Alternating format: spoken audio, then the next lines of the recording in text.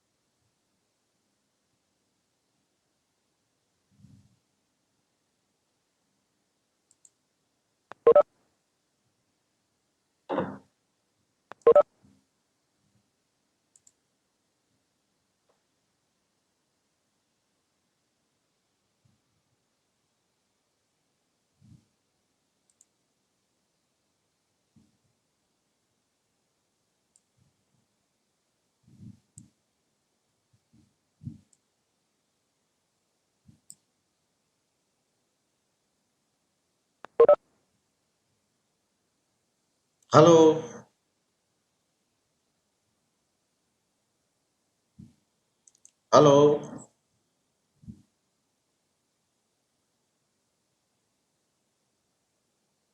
Hello. Akash. Akash Dewangan, yes sir. Aditya Shukla. Hello. Good morning everybody. Good good morning morning sir. Sir. Good good morning. Morning sir. कब लोग दिख रहा है आज सब? Good morning sir. Good morning. हो गई एफएमसी की क्लास? हो गई? Yes sir. यस चलो। सर। चलो फिर हम ये आगे बढ़ते हैं अपनी क्लास में। लास्ट क्लास में हमने जो देखा था वहां से शुरू करते हैं, ठीक है? तो हमने लास्ट क्लास में देखा था एंड्योरेंस लिमिट, है ना? एंड्योरेंस लिमिट वगैरह देख रहे थे हम। तो यहाँ पर हमने देखा था एक फटीग नाम की कोई चीज होती है, फटीग, ठीक है? तो ये फटीग क्या होता है? तो fatigue is a kind of failure, है ना? Fatigue is a kind of failure. मैं आपको बताया था कि फटीग एक फेलियर का एक टाइप है। कैसे कि कोई बॉडी जो है वो फेल होता है, तो हम उसके फेलियर को कैसे बोलते हैं कि टेंसाइल फोर्स लगाने से फेल हो गया, या ज्यादा कंप्रेस कर देने से फेल हो गया, है ना? क्योंकि या तो वो टूट जाएगा या प्लास्टिकली डिफॉर्म हो जाएगा, ठीक है? तो सिमिलरली फटीग फेलियर क्या चीज है? तो आप ध्यान दोगे कि फटीग नाम की चीज आपने पहले नहीं पढ़ा। मैंने आपको पहले भी बोला था फटीग नाम की चीज आपने पहले नहीं पढ़ा, है ना? तो फटीग फेलियर कैसे होगा? फटीग फेलियर ऐसे होता है कि एग्जाम्पल मैंने आपको उस दिन दिया था कि अगर आप एक प्रोसेस को बार बार करते हैं, है ना? जैसे सीढ़ी से चढ़ना उतरना बार बार कर रहे हैं, ठीक है? आप लोड लेके चढ़े, फिर लोड लेके उतर गए, कम लोड लेके उतर गए, ठीक है? उसके बाद फिर ज्यादा लोड लेके चढ़े, फिर कम लोड लेके उतर गए, ठीक है? तो इस तरीके से अगर बार बार करोगे तो आप देखोगे कि बहुत जल्दी जो है कोई भी थक जाता है, ठीक है ना? तो डेट इज कॉल्ड फटीग, ठीक है? मतलब एक थकान बोलते हैं ना, थकान, डेट इज कॉल्ड फटीग, ठीक है? अब फटीग से फेलियर जो है वो जल्दी होता है। ये हम प्रैक्टिकली हम देखो कि कोई एक ह्यूमन बीइंग है, वो अगर पैदल चले तो वो कई किलोमीटर पैदल चल लेगा, होगा कि नहीं? भाई एक इंसान जो है अगर पैदल चलने बोलोगे तो वो 1 घंटे तक पैदल चल लेगा, होगा? ठीक है। 1 घंटे बाद, 1.5 घंटे बाद उसको थकान लगेगी, ठीक है? लेकिन अगर वही सीढ़ी में चढ़े और उतरे बार बार, तो वो विद इन 10 मिनट्स थक जाएगा, होगा। ठीक है, तो ये जो होता है फटीग फेलियर, ये आपको मतलब मैं आपको ये बताना चाह रहा हूँ कि फटीग फेलियर जो है वो जल्दी मतलब फेलियर क्रिएट करता है। ठीक है, इसमें फेलियर जो है बहुत जल्दी आता है। तो जो स्ट्रेंथ होता है ना, स्ट्रेंथ तो हम न्यूमेरिकल वैल्यू से बताते हैं, है ना, कि किसी स्टील का जैसे स्ट्रेंथ है 450 न्यूटन पर एमएम स्क्वायर, टेंसाइल स्ट्रेंथ है उसका। ठीक है, टेंसाइल यील्ड स्ट्रेंथ है। ठीक है, लेकिन फटीग फेलियर जो होता है उसकी जो स्ट्रेंथ है वो कम होती है ना, वो 220 के आसपास हो जाएगी या 300 के आसपास हो जाएगी। ठीक है, तो ये कुल मिला के हमको ये कहना है कि what is fatigue. Fatigue is a kind of failure। ठीक है, and this failure is indicated by, जैसे कि हम बोलते हैं ना टेंसाइल स्ट्रेंथ, है ना, या कंप्रेसिव स्ट्रेंथ। तो fatigue strength is indicated by endurance limit. ठीक है, एंड्योरेंस लिमिट। ठीक है, तो अभी मैं यहाँ पर ये बोल सकता हूँ कि this is a kind of failure। This is a kind of failure। ठीक है, एंड दिस एंड्योरेंस लिमिट, ठीक है, this is indication, indication of failure, indication of fatigue. ठीक है, इंडिकेशन। ठीक है, this is indication value, indication value, या बोल लो एक तरीके से maximum value, maximum value of fatigue. ठीक है, तो ये डेफिनेशन हमने देखा था। इस डेफिनेशन में सबसे इंपॉर्टेंट चीज ये है कि maximum amplitude of completely reversed stress. ये कंप्लीटली रिवर्स स्ट्रेस क्या होता है भाई? कंप्लीटली रिवर्स स्ट्रेस, ठीक है, ये कंप्लीटली रिवर्स स्ट्रेस मैंने आपको बताया था लास्ट टाइम। तो थोड़ा समझ लो, क्योंकि नेक्स्ट टॉपिक में जाने के लिए इसको जानना बहुत जरूरी है। हमारे सारे न्यूमेरिकल, लगभग लगभग सारे न्यूमेरिकल कंप्लीटली रिवर्स स्ट्रेस के हैं। ठीक है, तो कंप्लीटली रिवर्स स्ट्रेस वो होता है जिसमें स्ट्रेस का डायरेक्शन कंप्लीटली रिवर्स हो जाता है। मतलब कोई वैल्यू अगर -10 से चालू हो रही है तो वो +10 तक चली जाएगी। मतलब -10 से 0 जाएगी और 0 से फिर +10 चली जाएगी। तो इसको बोलते हैं कि कंप्लीटली रिवर्स होना। ठीक है, तो न्यूमेरिकली हम इसको बोलेंगे it goes from negative to positive. ठीक है, अप टू सेम वैल्यू। लेकिन प्रैक्टिकली इसको क्या बोलेंगे? नेगेटिव मीन्स कंप्रेशन और पॉजिटिव मीन्स टेंशन। ठीक है, तो any force which goes from compressive direction to tensile direction of same value is called completely reverse. ठीक है, तो इससे जो स्ट्रेस बनेगा that is called completely reversed stress. ठीक, तो अब इसका वैल्यू हम निकालते हैं, किसके लिए निकालते हैं? कि स्टैंडर्ड स्पेसिमेन के लिए निकालते हैं लैब वगैरह में। ठीक है, टेस्टिंग करके निकालते हैं स्टैंडर्ड कंडीशन पे और उसको नोट करके रख लेते हैं। तो उस मटेरियल का वो स्टैंडर्ड वैल्यू हो जाता है। ठीक है, और that is for unlimited number of cycles. ये साइकिल जो है अनलिमिटेड नंबर। अब अनलिमिटेड मतलब ये नहीं होता कि एकदम ही अनलिमिटेड है ना। अनलिमिटेड मतलब 10⁻⁶ cycles is called unlimited cycle. 10⁻⁶ मतलब कितना हो गया भाई? मिलियन में। 10⁻⁶ मिलियन में कितना होता है? 1 million. 1 million. 1 million cycle, 1 million cycle is called unlimited cycle. ठीक है, 1 million cycle is called unlimited cycle. 10⁻⁶। देखो, this is infinite number of cycle, that is unlimited cycle 10⁻⁶। ठीक है, अब इसके बाद ये डेफिनेशन तो खैर हम देख चुके थे। अब आगे बढ़ते हैं थोड़ा सा। यहां तक क्लियर है? कुछ डाउट है इसमें? ये 2 मार्क्स का क्वेश्चन है भाई, ये 2 मार्क्स का क्वेश्चन है ना। व्हाट इज एंड्योरेंस लिमिट या व्हाट इज फटीग? ठीक है, ये 2 नंबर का क्वेश्चन आता है एग्जाम में लिखने के लिए। डेफिनेशन लिखना रहेगा हमको यहाँ से लेके ये फेलियर तक। ठीक है, ये डेफिनेशन लिखना होगा। ठीक, तो आगे बढ़े इसे।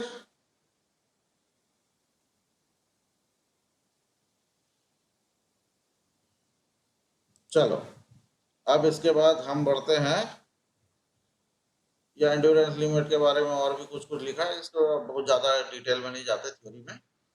ये स्पेसिमेन है, स्पेसिमेन का थोड़ा सा मैं बता देता हूँ आपको। स्पेसिमेन का शेप साइज क्या रहता है, क्योंकि ये लैब में जो हम एक्सपेरिमेंट करते हैं उसमें हम इसी स्पेसिमेन का इस्तेमाल करते हैं, ठीक है। यही स्पेसिमेन होता है जिसकी हम टेस्टिंग करके फटीग स्ट्रेंथ एंड्योरेंस लिमिट निकालते हैं किसी भी मटेरियल का, कॉपर हो चाहे आयरन हो चाहे स्टील हो, ठीक है। तो ये देखो इसका ये लेंथ दिया हुआ है 85 mm का लेंथ होता है, 7.5 mm का डाया होता है, ठीक है। और ये स्पेसिमेन की खासियत क्या है कि इसका शेप जरा देखना, इट इज कर्व, ठीक है। ये हल्का सा कर्व बनता है, एग्जैक्ट इतना तो नहीं बना सकते लेकिन इसको ऐसे कर्वेचर में बनाते हैं लैब में। हम लोग एग्जैक्ट नहीं बना सकते, जहाँ स्पेशल टेस्टिंग होती है वो लोग बनाते होंगे, हम लोग इतना एग्जैक्ट नहीं बना पाते, ठीक है। तो एनी हाउ अप्रोक्सीमेटली हम इतना लेते हैं, ठीक है, स्पेसिमेन फॉर फटीग टेस्ट, है ना। अब इसमें ये डायग्राम पे जरा ध्यान देना, ये डायग्राम क्या है? ये डायग्राम है कि suppose there is a rod, ठीक है, and the rod is simply supported, rod is simply supported, ठीक है। तो जब हम इस पे लोड रखेंगे, ठीक है, जब हम लोड रखेंगे तो there will be bending moment, ठीक है, there will be bending moment, ठीक। तो a bending moment is provided on both sides, ठीक है, ऑफ सेम वैल्यू। अगर मिड पॉइंट पे रखा तो सेम वैल्यू आ जाएगा, मिड पॉइंट पे रखा, ठीक है। एंड दिस शाफ्ट, ये जो शाफ्ट है, ये जो शाफ्ट है, शाफ्ट इज रोटेटिंग, ठीक है, शाफ्ट इज रोटेटिंग, ठीक है। अगर एक रोटेटिंग शाफ्ट लिया जाए, ठीक, और उसको घुमाया जाए तो उस शाफ्ट के बॉटम में, उस शाफ्ट के बॉटम में और टॉप में कौन कौन से फोर्स होते हैं उसको समझना है अब अपने, ठीक है। वो कैसे समझेंगे, देखो कि when the shaft is static, when the shaft is static, ठीक है, एक स्टैटिक रॉड ले लो। तो स्टैटिक में हमको मालूम है कि स्टैटिक में जो एक मिनट में लिख देता हूँ, स्टैटिक रॉड, ठीक है, स्टैटिक रॉड लिया। स्टैटिक रॉड में हमको मालूम है कि जब हम इसको बेंड करते हैं, है ना, जब हम इसको बेंड करते हैं तो there will be tensile force at the bottom and compressive force at the top, compressive force at the top when we bend it on upward direction. अगर मैं इसको ऐसा ऊपर की तरफ करूं, नीचे की तरफ करूंगा तो उल्टा हो जाएगा, नीचे में करूंगा तो नीचे नीचे कंप्रेशन हो जाएगा, ऊपर टेंशन हो जाएगा, ठीक है।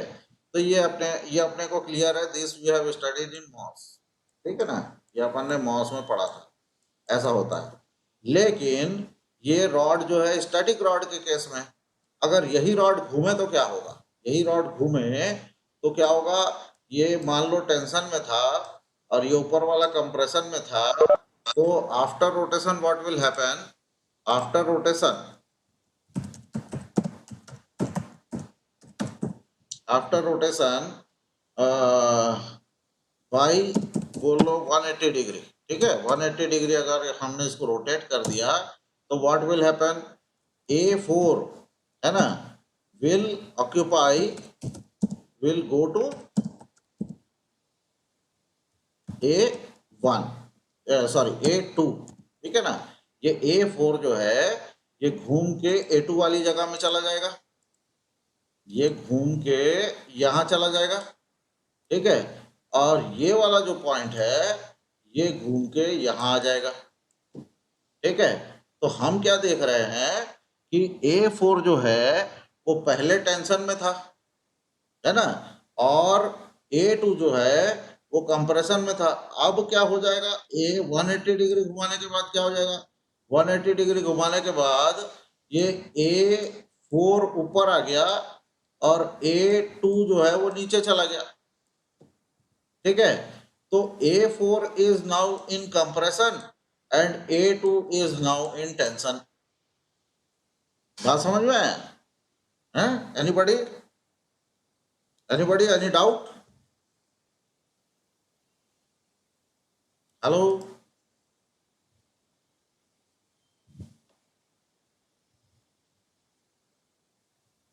तो सर आवाज आ रही है ना? ऐसा तो नहीं म्यूट तो नहीं हो गया है? आवाज आ रही है ना? नहीं आ रही है सर, आवाज आ रही है। हाँ हाँ। तो अभी देखो यहाँ पर कि इसमें, एक मिनट है, इसको बंद कर दो। हाँ, इसमें जब शाफ्ट घूमता है, ठीक है, जब शाफ्ट ऐसे घूम जाता है एक बार, तो जो मटेरियल नीचे था वो मटेरियल ऊपर चला गया, और जो मटेरियल ऊपर था वो मटेरियल घूम के कहा गया, नीचे आ गया। ठीक है, तो इससे क्या हो गया कि मटेरियल जो है वो रिवर्स हो गया। रिवर्स हो गया मतलब पहले टेंशन में था, अब वो कंप्रेशन में चला गया। अब कंप्रेशन में था, वो टेंशन में आ गया। ठीक है, अब क्योंकि रॉड जो है वो गोल होता है, उसका क्रॉस सेक्शन गोल होता है, ठीक है, तो वो सिमेट्रिक होता है। और सिमेट्रिक में क्या होता है, सिमेट्रिक की खासियत है कि values are equal, sigma T and sigma C values are equal. ठीक है ना? तो वैल्यूज जो है वो जस्ट रिवर्स हो गई बोल लो, है ना? कि मान लो यहाँ +10 लगा था, तो ऊपर में -10 लगा था। ठीक है, ये ऐसा होगा, जस्ट कंप्लीटली रिवर्स हो। ठीक, तो इस तरीके से ये यहाँ पर जो है ये कंप्लीटली रिवर्स, जो स्ट्रेस बोलते हैं ना, वो उसका मतलब ये होता है ना, जिसमें वैल्यूज जो है वो कंप्लीटली रिवर्स हो जाती है। ठीक है, और tension to compression, compression to tension. अब जरा आप लोग एक चीज सोचिए कि जो शाफ्ट है ना, एक शाफ्ट है, अभी तक आप शाफ्ट बॉस में पढ़ते थे, शाफ्ट का डाया वगैरह निकालते थे, तो आपको पावर दिया होता था, टॉर्क दिया होता था, है ना? आप कैलकुलेशन कर लेते थे, या तो आरपीएम निकाल देते थे, या स्ट्रेस निकाल देते थे, या शियर स्ट्रेस निकाल देते थे, है ना? ये सब कैलकुलेशन करते थे। लेकिन वहां पर कभी भी आपको ये नहीं बताया गया कि मटेरियल भाई नीचे में तो टेंशन में था, और घूमने के बाद ऊपर में कंप्रेशन में हो गया, तो उससे कुछ इफेक्ट उस रॉड में आता था कि नहीं आता था? कुछ प्रॉब्लम तो आती ही होगी, है ना? क्योंकि बार बार आप जो फोर्स है उसका डायरेक्शन बदल रहे हो, है ना, मटेरियल पे। तो ये जो इफेक्ट आता है ना, that effect is called fatigue. ठीक है, that effect is called fatigue. ठीक, तो ये डायरेक्शन चेंज होने से फटीग होता है, और फटीग से फेलियर जल्दी होता है। ठीक है, मैंने आपको उस दिन बोला था, एक छोटा सा वायर का टुकड़ा लो, उसको खींच के तोड़ के दिखाओ, नहीं टूटेगा, है ना? और अगर आप उसको कंप्रेस करके दिखाओ, कंप्रेस तो और भी नहीं कर सकते हम उसको, लेकिन अगर आप उसको बेंड करके बार बार ऊपर नीचे बेंड करोगे, अच्छा सिंपल बेंड कर दोगे ऐसा, तो भी नहीं टूटता। ठीक है, तो मतलब a wire can not break due to tension, due to compression, due to bending, but by again and again bending in opposite direction, it gets cracked। ठीक है ना? तो that that condition is called fatigue. ठीक है, वो fatigue की वजह से होता है। ठीक है, उसमें जल्दी टूट जाता है। तो fatigue is a failure, kind of failure in which the material fails at very low value, very low strength value. ठीक है, तो चलो ये ठीक है, ये सब था, ये सब ग्राफ है। ये ग्राफ तो तुमने मेरे ख्याल से मॉस में पढ़ा होगा कि ऊपर में मैक्सिमम स्ट्रेस होता है, और नीचे में मैक्सिमम स्ट्रेस होता है, मतलब stress is maximum at the surface. ये पढ़े थे ना, stress is maximum at the surface. ठीक है, ये सरफेस पे मैक्सिमम होता है, मैक्सिमम एट सरफेस। तो बताएगा मेरे को मैक्सिमम एट सरफेस कैसे हो गया?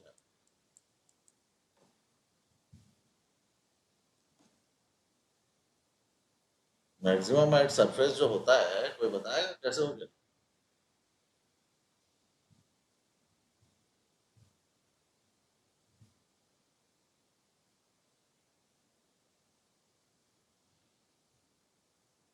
No idea? अरे भाई फॉर्मूला लिखते हो ना, बेंडिंग स्ट्रेस का फॉर्मूला लिखते हो, sigma B is equal to M by I into Y. ठीक है, ये वाई कहाँ से लेते हैं अपन? वाई सेंटर से लेते हैं ना, तो y जितना बड़ा होगा तो ये स्ट्रेस तो मैक्सिमम आएगा ना, ठीक है। ये मैक्सिमम होगा तो ये मैक्सिमम हो ही जाएगा ना, ठीक है। ये मैक्सिमम होगा तो ये भी मैक्सिमम हो जाएगा, ठीक है। तो इस तरीके से होता है, ठीक है। चलो आगे बढ़ते हैं। अब ये देखो, ये बहुत ही इंपॉर्टेंट है, एसन curve.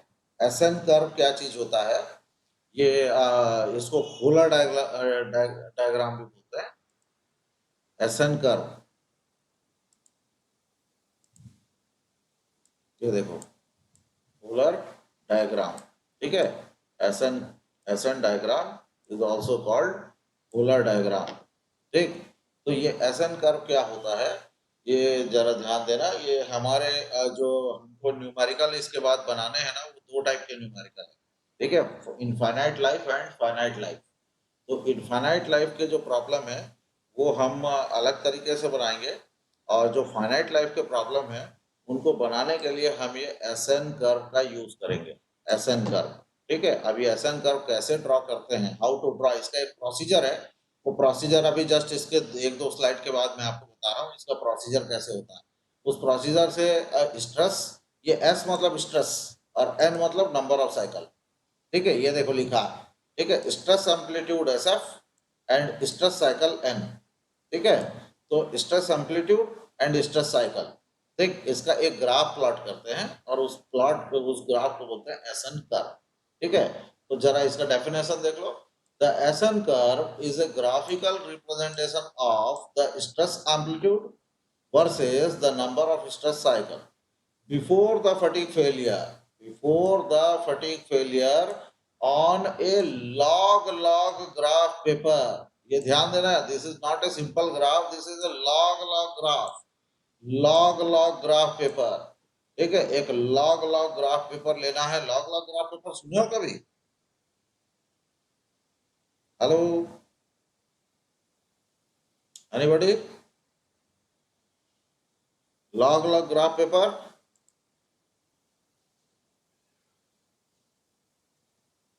Anybody? Mansi, Mansi Singh, log graph paper सुनी हो? No sir. मानसी सिंह तुम हो क्या? नहीं, ये तो अभी जी अभिषेक बोल रहा है।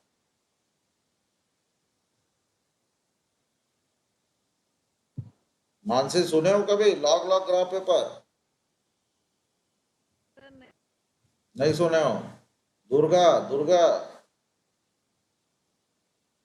लॉग ग्राफ पेपर, जैसे एक सिंपल ग्राफ पेपर होता है ना, तो जैसे सिंपल ग्राफ पेपर हमारे प्रैक्टिकल फाइल में अटैच होता है, ठीक है। तो वो सिंपल जो ग्राफ पेपर होता है उसकी खासियत ये होती है कि ऑल द लाइंस, उसमें बारीक बारीक जो लाइंस बनी रहती है, दे आर ऑल इक्विडिस्टेंट, ठीक है ना। लेकिन लॉग ग्राफ पेपर में the lines are not equidistant, ठीक है। लाइंस आर मतलब क्या बोलेंगे, that is according to logarithmic value, ठीक है। तो एक एक उसका एक्स एक्सिस में भी जो डिस्टेंस होते हैं they are unsymmetric, and Y axis में भी जो डिस्टेंस होते हैं दे आर अनसिमेट्रिक, ठीक है। जो डिस्टेंसेस है वो इक्वल नहीं होते इसमें क्या बोलते हैं अपने ग्राफ पेपर, ठीक है। तो अब यहाँ पर हम आगे बढ़ते हैं, कि एक लॉग ग्राफ पेपर लेना है, और उस लॉग ग्राफ पेपर में ये इधर यहाँ नीचे में n होगा और यहाँ पर s होगा, ठीक है। और इस ग्राफ को बोलते हैं S N curve, S N graph बोलते हैं, ठीक है। अब इसमें एक कर्व ड्रॉ होता है जिसका नाम है एस एन कर्व, ठीक है।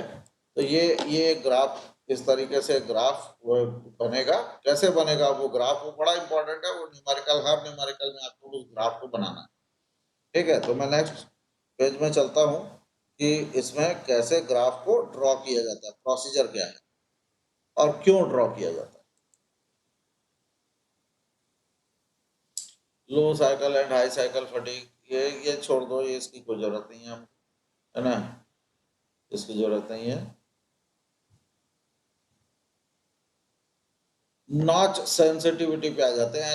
एसन कर्व का डायग्राम कैसे बनाते हैं वो सबसे लास्ट में देखेंगे।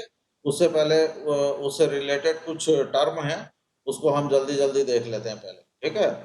तो ये इसको फटाफट देखो, ज़्यादा कुछ है नहीं।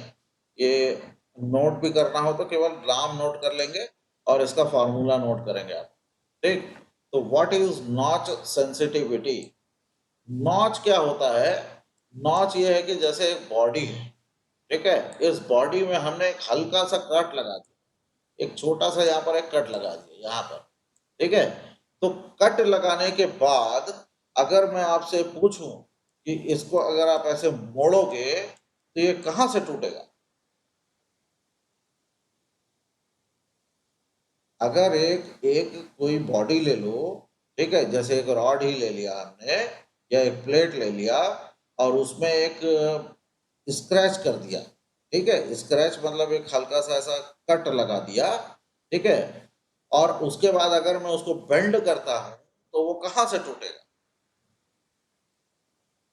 जहां पर हमने स्क्रैच लगाया है या जहां पर हमने कट लगाया है वहीं से टूटता है ना, ये वहीं से टूटता है, ठीक। तो ये ये जो रहता है, ये जो ग्रूव बोलते हैं ना, इसको ग्रूव, वी शेप ग्रूव बना दिया या यू शेप बना दिया या सर्कुलर ग्रूव बना दिया, ठीक है। ग्रूव बनाना मतलब एक थोड़ा सा गड्ढा कर दिया वहां पर, ठीक है। तो अगर कुछ ऐसा ऐसा हम बना देते हैं और उसके बाद फोर्स वगैरह लगता है तो that point is called notch, इसको बोलते हैं नॉच, ठीक है। This point is called notch. और नॉच सेंसिटिविटी का मतलब ये है कि वो पॉइंट सेंसिटिव हो जाता है ना, ठीक है। अगर हम फोर्स वगैरह लगाते हैं तो it have maximum chances, maximum क्या, it will fail 100% at that point, ठीक है। तो maximum chances are of failure are at that point, ठीक। तो नॉच सेंसिटिविटी जो है इससे रिलेटेड मतलब एक डेजिग्नेशन है and that is denoted by small Q, ठीक। तो ये कैसे होगा देखो, यहाँ पर ध्यान देना। Kf is the fatigue stress concentration factor। अब इससे पहले हमने Kt देखा था, है ना। Kt is called theoretical stress concentration factor। इसको नोट कर लेंगे, इसको नोट कर लेंगे कि Kt is called theoretical stress concentration factor। Kt is called theoretical stress concentration factor and Kf is called fatigue stress concentration factor,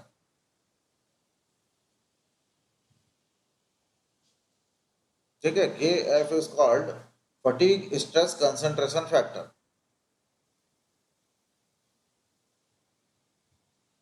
ठीक। अब fatigue Kt तो आपको मालूम है, Kt कैसे निकालते हैं हम? It is found by graph, find by graph, ठीक है ना। ये ग्राफिकल वैल्यूज, इसके हर एक डायग्राम अलग अलग शेप के ग्राफिकल वैल्यूज होते हैं, वहां से हम निकालते हैं, ठीक है।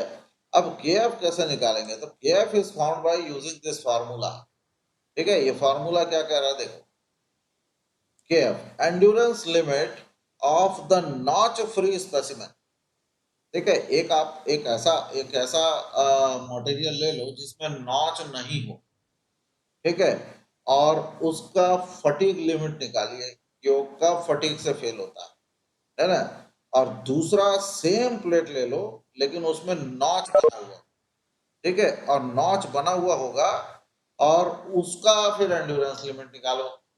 तो ऑब्वियसली किसका एंड्योरेंस लिमिट ज्यादा होगा बताओ? ये नॉच फ्री वाले का एंड्योरेंस लिमिट ज्यादा होगा कि नॉच वाले का एंड्योरेंस लिमिट ज्यादा होगा, बताओ।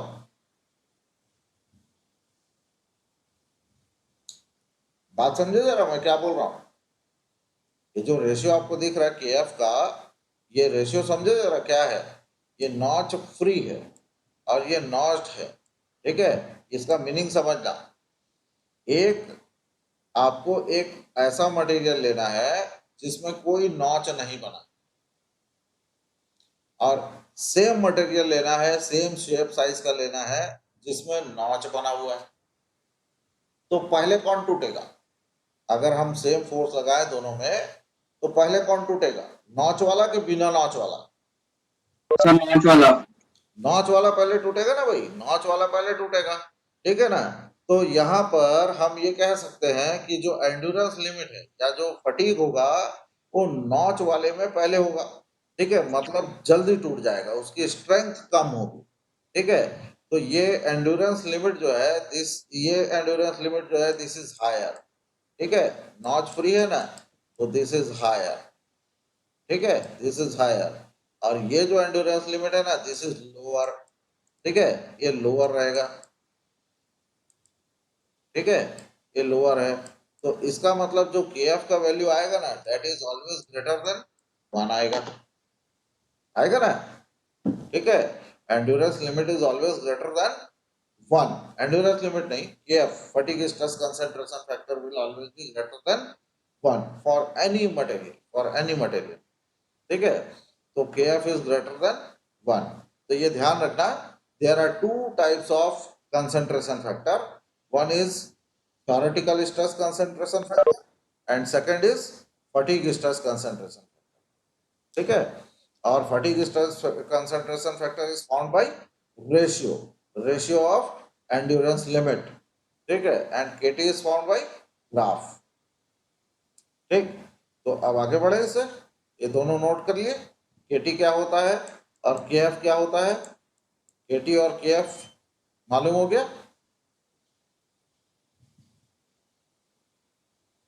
अब KT KF मालूम होने के बाद अब हम आगे जाते हैं कि नॉच सेंसिटिविटी क्या होता है। तो notch sensitivity is nothing but relation between KT and KF, ठीक है। Notch sensitivity is relation between KT and KF।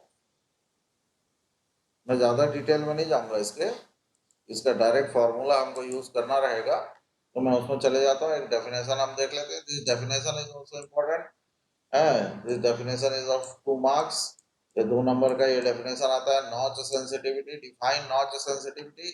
तो notch sensitivity is defined as the susceptibility of a material to succumb to the damaging effect of stress rising notches in fatigue loading, है। ज्यादा ज्यादा hard word लगा दिया यहाँ पर, है ना, लेकिन डेफिनेशन समझ में आया जी। ससेप्टिबिलिटी, सकम्ब है, देखो सिंपल मीनिंग ये है, नॉच सेंसिटिविटी क्या होता है, it is defined as the chances, susceptibility and chances of a material to get damaging effect, है ना, of stress, ठीक है, due to notch when it is loaded by fatigue force, ऐसा बोल सकते हैं, ठीक है। नॉच सेंसिटिविटी मटेरियल में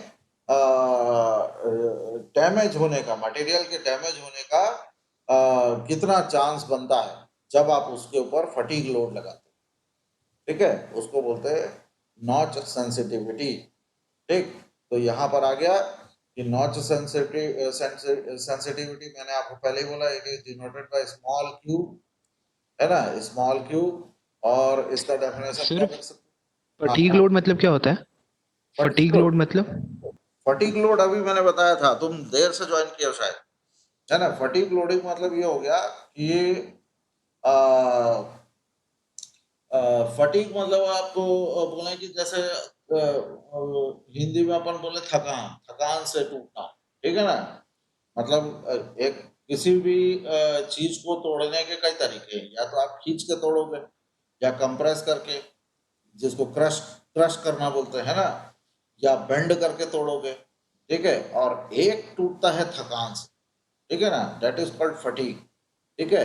वो फटीग लोडिंग जो है ना, फटीग लोडिंग ऐसे कोई आपको उससे नहीं दिखाते कि मतलब मैं डायग्राम बना के आपको फटीग लोडिंग बना के नहीं दिखा सकता।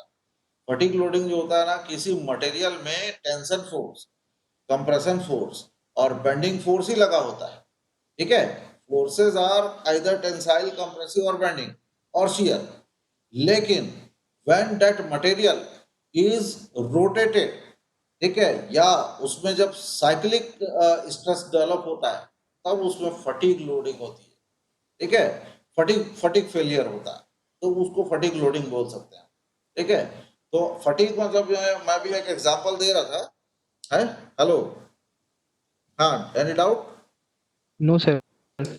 देखो देखो, थोड़ा लेट ज्वाइन किए क्या? वो एक सीढ़ी वाला एग्जांपल दिया, सुने थे कि नहीं? इशू आया था तो डिस्कनेक्ट हो गया था, अच्छा, नहीं सुन पाया। हाँ हाँ, देखो, ये सीढ़ी वाला एग्जांपल है। सीढ़ी वाला एग्जांपल ये है कि जैसे आप पैदल चल के 1-1.5 घंटा तक पैदल चल सकते हैं, ठीक है ना, ठीक है, आप एक जगह 2 घंटा तक बैठे भी रह सकते हैं, ठीक है। तो उसके 2 घंटा एक जगह बैठे रहोगे, उसके बाद थकान लगता है ना भैया, उसके बाद आदमी उठ जाता है, बैठे बैठे थक गए, है ना, ठीक है, बैठे रहने से भी थकान होती है और चलते रहने से भी थकान होती है, ठीक है। लेकिन फटीग लोडिंग क्या होता है, उसको एग्जांपल से समझो कि अगर मैं आपको बोलूं कि चलो सीढ़ी चढ़ो और सीढ़ी से उतरो, ठीक है, तो आप 1 घंटा और 2 घंटा तक नहीं कर पाओगे, है ना, यस सर। ठीक है। तो अब आप देखो, ना तो मैंने आपको सीधा चलने बोला, ना तो मैंने आपको बैठे रहने बोला, मैंने आपको बोला जी सीढ़ी चढ़ो और उतरो, ठीक है। तो उससे जी आपको थकान फील होगा कि नहीं होगा? हुआ। होगा ना भाई, चलने से भी थकान होता है, बैठे रहने से यस भी सर। थकान होता है, ठीक है ना, हम्म एक्सरसाइज करने से भी थकान होता है, ठीक है। हम्म। तो सीढ़ी चढ़ने उतरने से भी तो थकान होता है, हाँ बिल्कुल जी सर। ठीक है। तो all are kind of failure, hmm. All are kind of failure, ठीक है ना। तो मान यस लो सर। चलने को मैंने बोला टेंसाइल फेलियर, बैठे अच्छा। रहने को मैंने बोला कंप्रेसिव फेलियर, ठीक है, हम्म। एक्सरसाइज करने को मैंने बोला बेंडिंग फेलियर, जी। ठीक है। तो ये सीढ़ी चढ़ने उतरने को मैं कौन सा failure? Fatigue failure. Fatigue failure, बात समझ में आया? जी जी जी। ठीक है। जी सर। अब ये क्या हम्म। है, अब ये जो है ना, this is not specially defined, है ना, फटीग का, जी जी जी। है ना, इसका जो लोड होता हम्म। है, इसका लोड अलग से नहीं दिखाया जाता कि ये लोड लगा है तो दिस इज फटीग लोड, ऐसा नहीं बोला जाता। लोड अच्छा। Is load is either axial और बेंडिंग और शेयर। शियर, ठीक है, लोड वही जी। होता है ना। लेकिन ये जी। डायरेक्शन डायरेक्शन बदलने से, जैसे आपको मैं बोला सीढ़ी चढ़ो और उतरो, तो direction, you are changing the direction, चढ़ा फिर उतरा, फिर फिर चढ़ा उतरा, फिर हाँ। उतरा, ठीक है ना, जी ठीक जी। है। हाँ हाँ तो हाँ। ये जो है ना, ये दिस काइंड ऑफ फेलियर, मतलब लोडिंग किया अनलोडिंग किया फिर लोडिंग किया फिर अनलोडिंग, अच्छा। ठीक ओ है। ओके। तो हाँ हाँ हाँ। इससे ना, इससे जो फेलियर डेवलप होता है, ठीक है, दैट जी जी जी। That type of failure is called थकान फेलियर, ठीक है ना, हाँ ठीक है सर। ठीक है ना। जी। तो ये दैट हाँ is called fatigue, fatigue failure, ठीक है। जी थैंक यू। हाँ हाँ, सर। तो ये फटीग फेलियर के लिए हमको ये नॉच सेंसिटिविटी जानना है। नॉच सेंसिटिविटी जो होता है, कभी किसी बॉडी में अगर स्क्रैच लगा हो, ठीक है, आइदर वी शेप का या रेक्टेंगल शेप का, या जैसे चाकू से नहीं काट देते, हाँ हाँ हाँ, वो है ना, थोड़ा सा, हाँ सब। है ना, जैसे हम पेपर हाँ काटते हैं तो एक चाकू से ऐसे लाइन बना देते हैं, फिर वो देखते हैं वहां से आराम से हाँ। कट जाता है वो वहां से, आराम से, हाँ हाँ। है ना। लेकिन अगर जी। आप उस पन्ने को बिना चाकू के निशान लगाए खींच के फाड़ के देखो, फटेगा, नहीं, मेहनत तो है ना, ज़्यादा लगेगा। बहुत मेहनत लगेगा। आप पेपर को दोनों तरफ से पकड़ के खींच के फाड़ के देखो, इट विल नॉट ब्रेक, ठीक है ना। लेकिन अगर यस आप सर। उसमें एक चाकू से निशान लगा लो लंबा सा, तो खींचोगे तो तुरंत कट जाएगा, ठीक है। तो that is due to notch sensitivity, जी आपने बिल्कुल, वहां हाँ। नॉच बनाया, नॉच, ठीक है, नॉच मतलब आपने एक स्क्रैच स्क्रैच वहां पर बनाया, ठीक है। तो जी नॉच जी सेंसिटिविटी, जी। नॉच सेंसिटिविटी उसी को इंडिकेट करता है। तो what is the definition of notch sensitivity, देखो यहाँ जी। पर, increase of actual stress over nominal stress, ठीक है, upon okay. Increase of theoretical stress over nominal stress. तो ये यहाँ पर दो वर्ड आ रहा है, एक आ रहा है एक्चुअल स्ट्रेस और एक आ रहा है थियोरेटिकल स्ट्रेस, ठीक है। ओवर नॉमिनल स्ट्रेस, ये भी ओवर नॉमिनल स्ट्रेस है, तो इधर ध्यान देने की जरूरत नहीं है, आपको ध्यान देना है actual upon theoretical. Actual stress upon theoretical stress is called notch sensitivity, ठीक है। तो एक्चुअल स्ट्रेस किसको बोलते हैं? जो एक्चुअल कंडीशन पे जनरेट होता है, ठीक है। एक्चुअल कंडीशन पे जो स्ट्रेस जनरेट होता है, क्योंकि हम क्या है, हम तो डाटा बुक से ले लेते हैं कि मटेरियल है भाई स्टील, इसका 500 न्यूटन पर एमएम स्क्वायर इसका मैक्सिमम स्ट्रेंथ, ठीक है, लेके चले गए, है ना, पूरे भरोसे से चले गए कि इसका तो 500 का स्ट्रेंथ है। अब आप उसको ले जाके बारिश में, धूप में, गर्मी में, है ना, आप उसको मटेरियल को आप यूज कर रहे हो, ठीक है, तो वो मटेरियल का जो वैल्यू निकाला गया था 500, that was standard value and that was tested value in the lab, है ना। लेकिन प्रैक्टिकल सिचुएशन में जब आप लेके जाओगे, धूल पानी मिट्टी खाएगा, तो उसकी ताकत उतनी थोड़ी बचेगी, है ना। तो वो जो है, वो एक्चुअल स्ट्रेस उसी को बोलते हैं, ठीक है, एक्चुअल कंडीशन पे जो स्ट्रेस झेलता है मटेरियल, ठीक है, एक्चुअल कंडीशन पे स्ट्रेस झेलता है, that is called actual stress. और theoretical stress is what? Theoretical stress is what we get through formula, ठीक है, फार्मूले से जो स्ट्रेस हमको मिल जाता है, थ्योरेटिकल स्ट्रेस। तो नॉच सेंसिटिविटी का जो रेशियो है वो हमको यहीं से मिलता है। अब आप जरा ध्यान दोगे, एक्चुअल कंडीशन इज लो, ये एक्चुअल में जो मिलता है ना, दिस इज लो, ठीक है, और थ्योरेटिकल में जो मिलता है ना, दैट इज हाई, ठीक है। एक्चुअल में जो मटेरियल की ताकत होती है वो कम होती है, क्योंकि एक्चुअल कंडीशंस आर हॉरिबल, है ना, ठीक है, एक्चुअल कंडीशंस आर हॉरिबल, ठीक है, बरसात, पानी, धूप, तेल, मिट्टी, ठीक है, और थ्योरेटिकल कंडीशंस आर आइडियल, ठीक है। तो इसीलिए किसी भी मटेरियल की एक्चुअल स्ट्रेस झेलने की जो ताकत होती है वो कम होती है, ठीक है, और थ्योरेटिकली हम कागज में कैलकुलेशन करते हैं वो ज्यादा रहती है, ठीक। तो in this way you will get Q का वैल्यू क्या, लेस देन ग्रेटर देन, क्या होगा, लेस आएगा, 1 से बड़ा आएगा कि आएगा, छोटा आएगा, छोटा आएगा। less than 1. लेस देन 1 आएगा। तो Q is less than 1, Q is less than 1, ये ध्यान रखना, ठीक है। Notch sensitivity is less than 1, ठीक। तो चलो, अब इसके बाद ये सब दुनिया भर का ये लिखा, मैं इस पर नहीं जाऊंगा। ये this is the last formula, this is the last formula for Q। Q is equal to KF, KF minus 1 upon KT minus 1, KT minus 1, KF minus 1 upon KT minus 1, ठीक है। तो ये होता है Q, मतलब नॉच सेंसिटिविटी निकालने का formula. अब KT आपको पता ही है, ग्राफ से निकलता है, और KF अभी हमने देखा था पिछले स्लाइड में कि KF जो है it is also a ratio greater than 1। तो KT का वैल्यू भी 1 से बड़ा ही आता है, KF का वैल्यू भी 1 से ही बड़ा आता है, ठीक है। तो इसलिए ये दोनों पॉजिटिव वैल्यू रहता है, और इसका रेशियो जो है डेट इज लेस देन, ये जो रेशियो निकल के आएगा डेट इज लेस देन 1, ठीक है। तो ये नॉच सेंसिटिविटी है। फॉर्मूला आपको लिखना है तो ये वाला फॉर्मूला लिख लो, इसको और रिड्यूस कर सकते हैं, इस फॉर्मूले को और रिड्यूस कर सकते हैं। ये देखो, ये फॉर्मूला और रिड्यूस हो गया, और रिड्यूस होने के बाद ये फॉर्मूला बन जाता है जो हम नॉर्मली यूज करते हैं ना, ये फॉर्मूला यूज करते हैं, KF is equal to 1 plus Q into KT minus 1, 1 plus Q into KT minus 1, ठीक है। तो न्यूमेरिकल में मोस्टली ये फार्मूला यूज करते हैं, वही फार्मूला है, उसको इस टाइप से भी लिख सकते हैं। अब आप जरा ध्यान दो, ये मीटिंग एंड हो जाएगा बोल रहा है 5 मिनट्स में, है ना, तो मैं थोड़ा जल्दी से बता दूं ये वाली स्लाइड में क्या है। इस स्लाइड में आप ये जरा ध्यान दोगे कि मटेरियल का कब कौन सा वैल्यू होता है KT और KF का, ये फटाफट देखो। ये लिखा है when material has no sensitivity और नॉच, तो Q इज इक्वल टू 0 हो जाएगा, ठीक है। No sensitivity of notch, then Q is equal to 0, ठीक है। उस केस में KF इज इक्वल टू कितना हो जाता है, 1 हो जाता है। और when material is fully sensitivity to notch, तो उस केस में क्या होता है, KF is equal to KT, ठीक है, तो ये कोई बड़ा याद रखने का चीज नहीं है। This all has come through this formula, है ना। तो इसीलिए ये कोई बहुत स्पेशल चीज नहीं है याद रखने की। ठीक, बाकी तो ऐसे ही है। ठीक है, आगे बढ़ते हैं।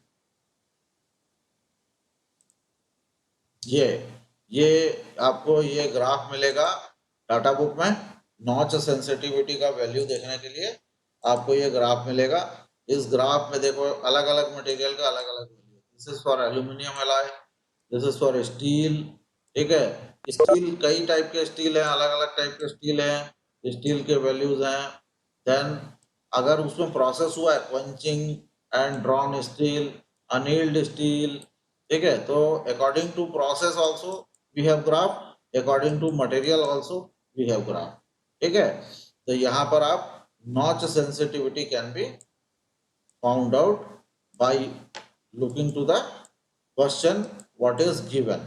ठीक है, तो उसमें प्रोसेस का नाम दिया है तो इस ग्राफ से देखेंगे, और अगर मटेरियल का नाम दिया तो इस ग्राफ से देखेंगे। ठीक है, तो ये ग्राफ जब हमको जरूरत होगी तो हम देखेंगे। जस्ट अभी एक नजर आप देख लो, ये ग्राफ जो है नॉच सेंसिटिविटी का ग्राफ है।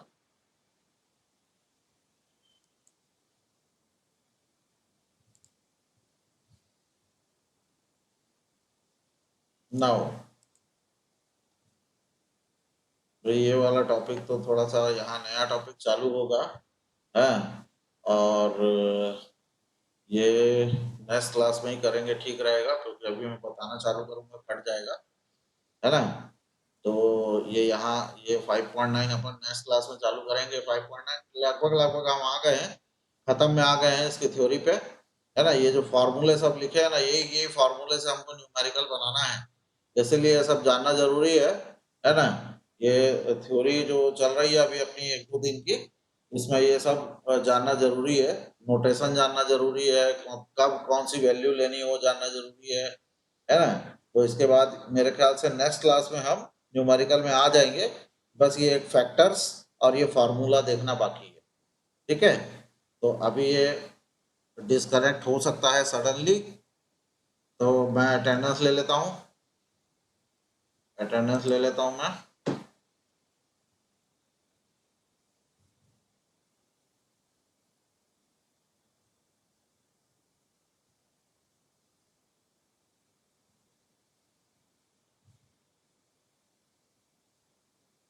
एक सेकंड है।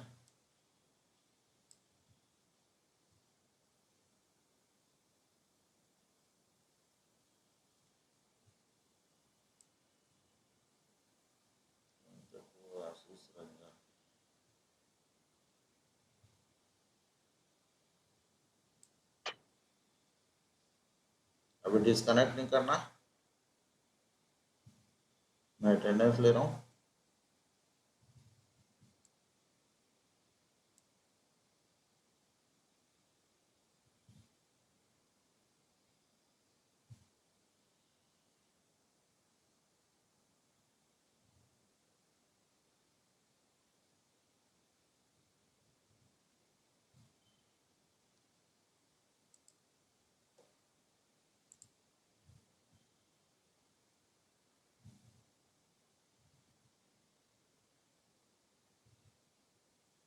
ठीक है, आज की अटेंडेंस ले लिया हूँ मैं।